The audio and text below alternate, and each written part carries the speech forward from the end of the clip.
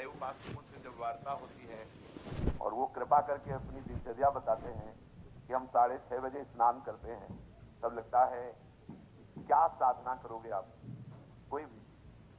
अच्छा, जो गृहस्थ धर्म से युक्त है, बहुत सी उनकी सेवाएं हैं गृहस्थी की, चलो अगर वो तो उनकी और भी आश्रय है सेवाएं।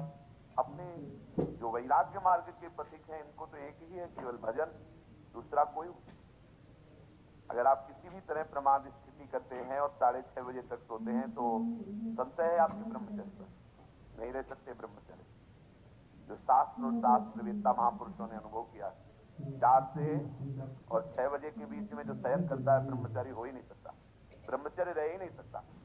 या तो वो 2 बजे 3 बजे तक भजन किया हो, पूरी रात जग के फिर सोया हो तो चलेगा, वो भजन का आवेश संभालेगा। ये ब्रह्म मुहूर्त का समय और उपासक शयन करे, बहुत बड़ी हानि है। मान लीजिए खूब सत्संग सुनते हैं आप सब जन, बहुत कृपा है आपके ऊपर, लेकिन परिवर्तन नहीं हो रहा है। अगर आप 6:30 बजे, तो अच्छा नहीं, बिल्कुल अच्छा नहीं, बिल्कुल अच्छा नहीं। ये दिनचर्या तो बिल्कुल ठीक नहीं। आप लोग सावधान हो, जो भी हो सावधान हो जाइए। ये बिल्कुल आपके जीवन के लिए घातक दिनचर्या है। 2 बजे बहुत उत्तम है उठना, पर नहीं तो 3 बजे, आखिरी 4 बजे।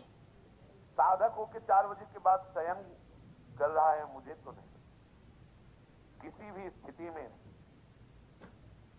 हमें लगता है कि दवा खवा दी जाए तो नहीं कहते, नहीं तो किसी भी स्थिति में कोई बीमारी, कोई भी ऐसा रोग अपना प्रभाव नहीं रखता जो दिनचर्या को बाधित कर दे। ये देखा है, ये केवल प्रवचन नहीं, देखा है, जीवन को देखा है। कुछ भी दिनचर्या में अपार सामर्थ्य देखा, अभ्यास में अपार सामर्थ्य है। देखो, सामने पट्टी बंधवा दी गई और धनुष बाण ले लिया और शब्द दूर किया जा रहा है अन्य दिशा में, शब्द वेदी बाण सुनता। अभ्यास देखो, आंख में पट्टी बंधी हुई है, शब्द किस दिशा से हो रहा है, एक श्रवणेंद्र से देखना है और बाण वहीं संधान करना जहां से शब्द निकला है। अभ्यास देखो, अभ्यास का प्रभाव देखो, कितने से चमत्कार अभ्यास में लौकिक। और आप परमार्थ के प्रति, और आपका यह अभ्यास कि आप उठे और फिर सो गए, क्या मतलब, आपकी दिनचर्या क्या है? आप भगवद आश्रित, इसका मतलब प्रमादी थोड़ी है। आप भगवद आश्रित, इसका मतलब प्रपंची थोड़ी है। अहम का त्याग करके भगवद आश्रित होकर भगवत मार्ग में चलने वाले पथिक हैं। इसलिए सबसे प्रार्थना है, जो पीछे हुआ हुआ, आज से एक नई दिनचर्या आप देखो। जो पूर्व की दिनचर्या ठीक है तो उसे लिखो, नहीं तो सुधार करके और स्वयं श्री जी के सामने वो दिनचर्या रखो। दिखाने की जरूरत नहीं है, बहुत बार देख लिए, बहुत बार रजिस्टरों में रखा हुआ है सब दिनचर्या। अभी आ जाएगी उठ के, 2 बजे उठे, 3 बजे ये, 4 बजे वो, 5 हो सकता है जिस दिन लिखो उस दिन 2 बजे उठ जाओ, या आज उठे, पक्का उठे, सत्य कह रहे हो, 2 बजे लिख दिया। इससे काम नहीं करना। आप अपने को खुद साक्षी करके प्रभु के सामने और नियमावली में बांधो। बिना नियम के प्रेम उत्पन्न नहीं होता। वो प्रेम की एक दशा है जो नेम को लय कर देती है। नियमावली, आपकी दिनचर्या सही होनी चाहिए, आपकी नियमावली ठीक होनी चाहिए। किसी भी संत के जीवन को आप देखिए, देखो एक स्थिति सिद्धावस्था में ऐसी आती है स्वाभाविक कि उनको देह से संबंध नहीं रह जाता, और उनकी बात अलग, आपकी अवस्था और उनकी।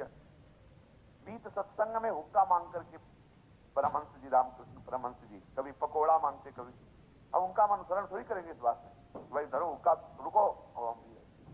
हम महापुरुषों का अनुसरण थोड़ी कर सकते हैं। महापुरुष किस दशा में, किस स्थिति में, उनके जो नियमावली उपदेश है, वो कहीं नहीं बोले उपदेश में कि हुक्का नहीं बोले। तो जो उपदेश बोले वो हमें आचरण में उतारना।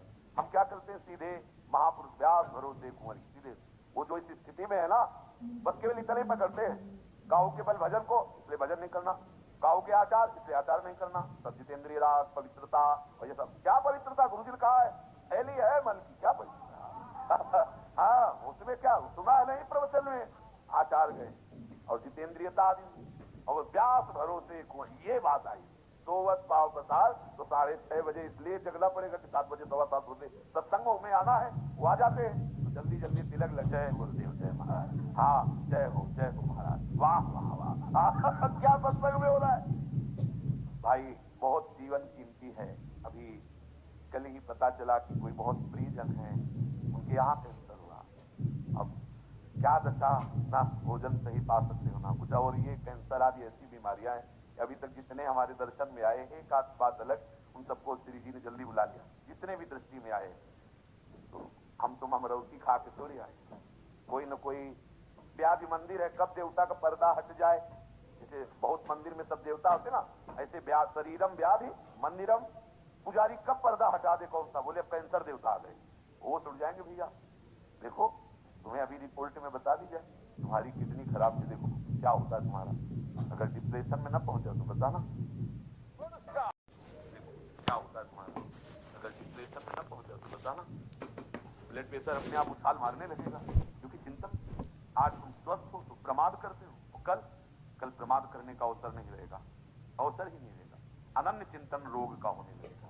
अगर भगवदाकार वृत्ति नहीं हुई तो आप ये मत समझो मृत्यु कोई खिलवाड़ नहीं है। मृत्यु का संदेश सुनकर अच्छे अच्छे के जमीन खिसक जाती, होश खराब हो जाती है। कैंसर, अब न रात में नींद, न दिन में चैन, अनन्य चिंतन उसी का शुरू। अब क्या घबराहट, थोड़ी थोड़ी देर में मरना है, तो जो दुकान मकान पति पुत्र परिवार ना सब वो सब काटने दौड़ता है, ये सब छूट जाएगा। भजन कोई साधारण वस्तु है। इसलिए भर्तृहरि जी महाराज कह रहे हैं, यावत स्वस्थ विदम गृहम कलेवरम यावत दूरे जरा। जब तक बुढ़ापा दूर है, जब तक तुम्हारे शरीर में रोग कोई नहीं हो जा रहा, होगा ऐसा थोड़ी कि तुम कोई लिखवा के लाओ कि नहीं, होगा।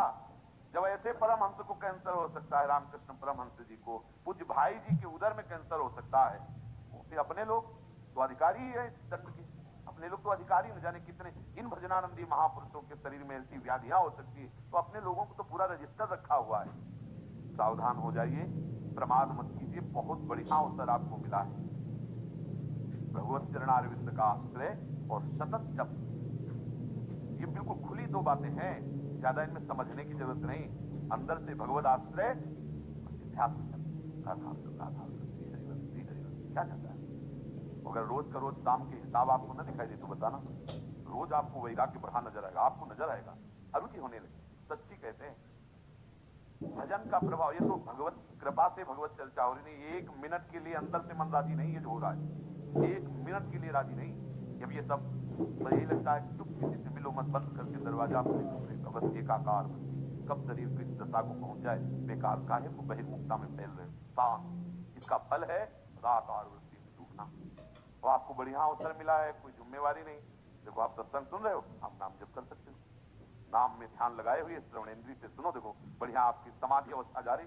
सत्संग क्या है, एक समाधि अवस्था में डुबोने का बहुत बढ़िया, मतलब 1 घंटा 1.5 घंटा चर्चा हो रही श्रवणेन्द्रिय के लिए, कहीं अन्य जाने की जगह नहीं, और अंदर से आप नामाकार वृत्ति मंत्राकार वृत्ति, बड़ा आनंद का विषय है।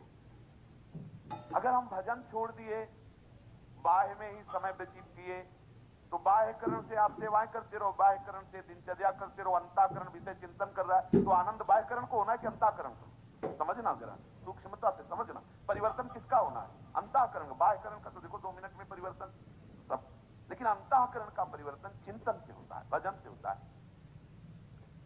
बड़े बड़े हम संत महापुरुषों के समीप रहने वालों को देखा है, अंतर में भजन नहीं तो दीपक तले अंधेला पाया गया है, दीपक तले अंधेला पाया। बहुत अच्छी बात समझ, बहुत घुस के तमाशा देखा है, अंतर और बाहर। भजन नहीं तो बड़े बड़े भजनानंदी महापुरुषों के समीप रहने वाले बड़ा प्रपंच का नाटक देखा गया। वो महापुरुष तो आनंदित रहते हैं, क्योंकि उनके लिए तो एक ऐसी स्थिति है प्राप्त हो गई जहां प्रपंच का स्पर्श नहीं है, और उनके प्रभाव से बाहरी व्यवहार सामग्रियों की खूब बहुतायत होती है। तो नीचे भजन का मतलब नहीं रह जाता कि भजन क्या है, बस वो सम्मान और विषय आदि का सेवन, क्योंकि महापुरुषों का प्रभाव सम्मान दिलाता है, महापुरुषों का प्रताप वो वस्तुएं जो विषय संबंधी सेवन में आती, अच्छी से अच्छी वस्तुएं, होता क्या है अंतःकरण मलिन हो जाता है। इतने बड़े महापुरुष के समीप रहते हुए अंतःकरण और इतना मलिन हो जाता है कि महापुरुषों पर ही अपराध कर बैठता है। जिनके प्रताप से पोषित होता है वो वही अपराध कर बैठता है। इसलिए प्रधान बात है अंतर में आपका साधन करना चाहिए, अंतःकरण आपका भगवत चिंतन में रहे। खुली बात समझ लीजिए, बाह्यकरण से बाह्य पवित्रता होती है, अंतःकरण से अंतःकरण की पवित्रता होती है। बाह्यकरण और अंतःकरण दोनों भागवतिक हो जाए तो स्वभाव का परिवर्तन हो जाता है, स्वभाव का परिवर्तन होता है तो स्वरूप का अनुभव हो जाता है। जो हमारा सखा भाव, गोपी भाव, सहचरी भाव का भाव स्वरूप है, उसकी प्राप्ति हो जाती है। इसलिए भैया चूको मत, बहुत बढ़िया अवसर, बड़ा घबराहट का विषय है। जब इस शरीर पीड़ा से युक्त होता है तो केवल प्रभु ही ऐसे जो हमें बचा सकते हैं।